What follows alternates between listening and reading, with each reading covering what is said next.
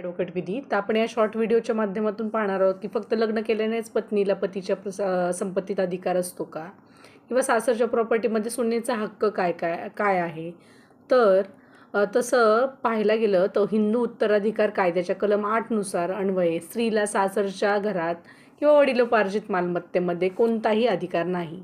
पण जर पतीच्या मृत्यूनंतर तिला सासरच्या जमिनीमध्ये म्हणजे वडिलोपार्जित जर जमीन असेल तर त्यामध्ये पतीचा जो हिस्सा आहे किंवा वाटा आहे त्याच्यावर दावा करता येतो.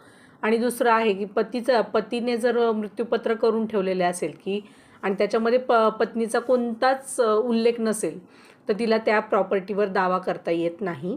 आणि तिसरी गोष्ट म्हणजे की पतीच्या मृत्यूनंतर जर त्यांनी हक्कसोडपत्रामध्ये हक्कसोडपत्रच केलेलं नसेल तर पत्नी पतीच्या